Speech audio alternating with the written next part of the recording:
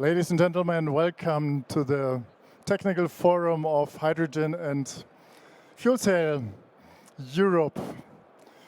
We have a lot of great presentations today. Today only 2 more presentations, so please keep seated. And the next presentation will be about catalysts based on engineered catalyst supports for heavy-duty applications. And we have the CTO of Pajarito Power, a company which is mainly based in Albuquerque, right? But different many other plants and companies all over the world.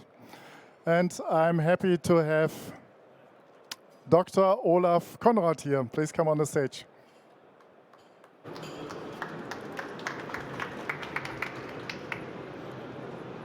Okay, thank you very much for the introduction, and good afternoon, everybody. I'm glad to be back at the orange field after 5 years of abstinence, and I apologize to everyone that I've left the area. I put powder on my head, or ash on my head. I've joined Pajarito Powder 3 months ago. Pajarito Powder is a company that is developing and producing catalysts for fuel cells and electrolyzers, both on PEM and AEM basis, and electrolyzers for alkaline electrolyzer.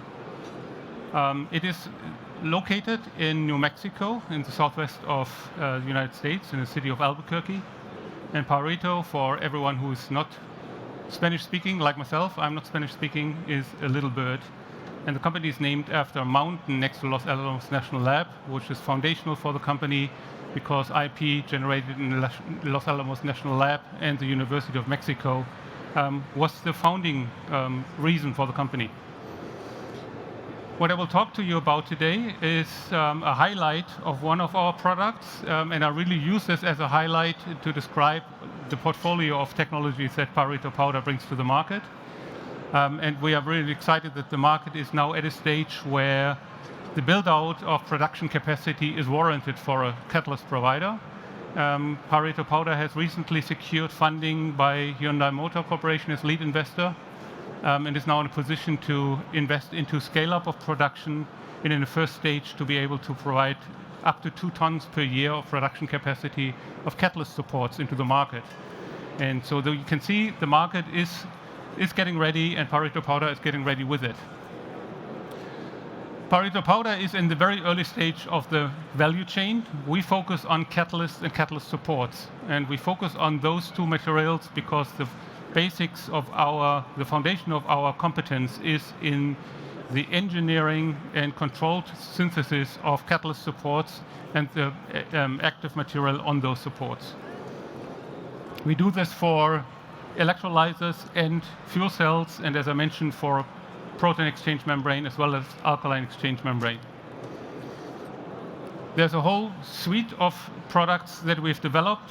I'll let you read it yourself, what this all is about. What I'm focusing on today is one product class. It's the Platinum Group Metal Catalyst on an engineered catalyst support, which really highlights our 2 core competencies in a controlled synthesis of the catalyst support, as well as controlled deposition of the active component on that support.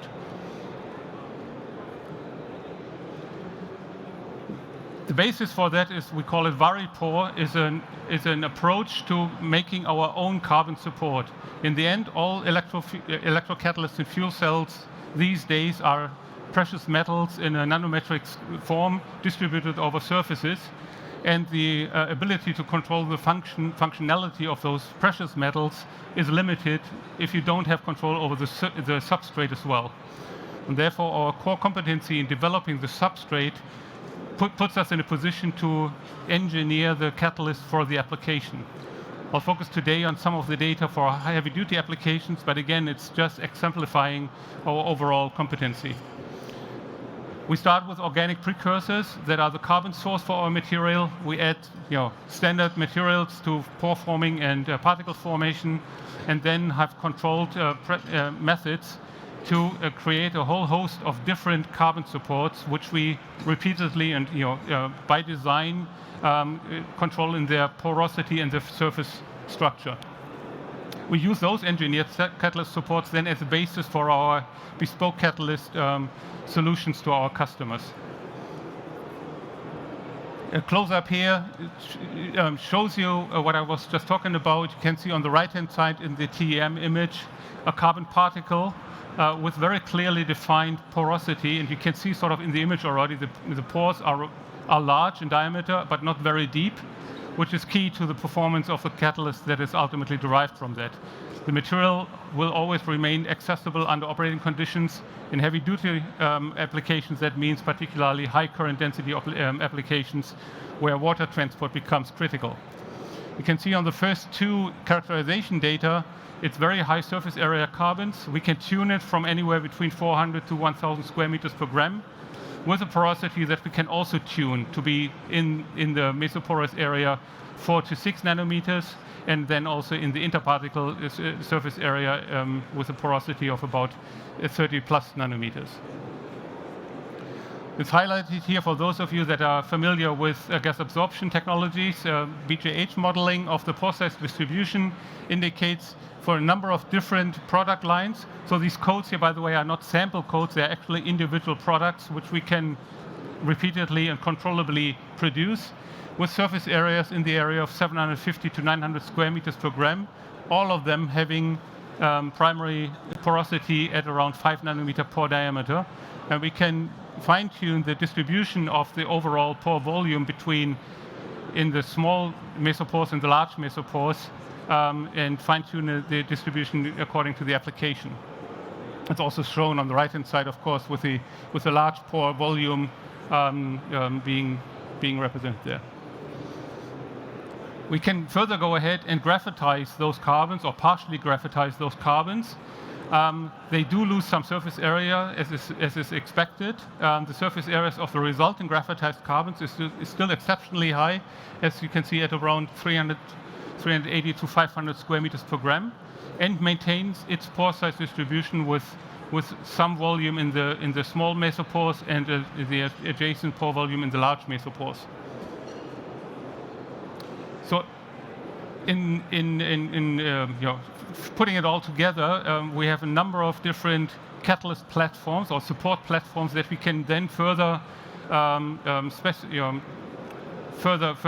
verify, put a variation on them for the application with our customers, putting down platinum alloys, and other active materials onto those carbons at various loadings as well.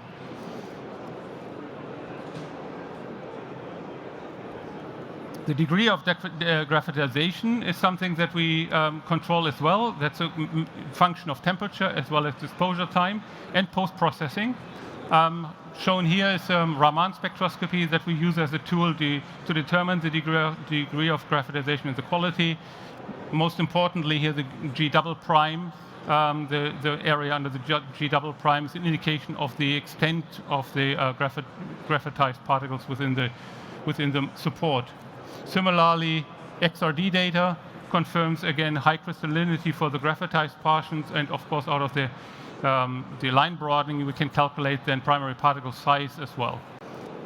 All of the data is consistent internally, consistent with BET surface areas and crystal particle size measurements and active surface area measurements. So those characterization tools we can use very effectively as a quality control method as well. The second core competency that we then bring to make a catalyst out of it is the deposition of platinum group metal in nanometric form, in a controlled form. And the control that we have there is particularly where on the carbon surface the particles are and at what size. Where meaning if we want to deposit them into the pores in order to get good separation of the platinum particles, we can selectively deposit them into the pores. The particles that we then generate there are on the order of 2.5 to 7 nanometers, depending on how high the temperature treatment is afterwards. And the location of those particles in the pores stabilizes those particles against sintering in the start-stop cycling. Here are some images with transmission electron microscopy taking as a representative sample of a 30% loaded catalyst on a specific support, in this case the 3701. You will notice just optically a very, very uniform particle size distribution and uniform distribution of all particles on the carbon surface. The particle size count indicates that the average diameter is around 3.5 nanometers, and that is in fact also confirmed with XRD data, where we have the particle size broadening analysis indicating that the 3.5 nanometers is reached. If we use that catalyst, the gray trace here is that catalyst that we've just seen, the 30% platinum on 3701. That shows where the advantage of control over the pore size distribution on the support comes to bear.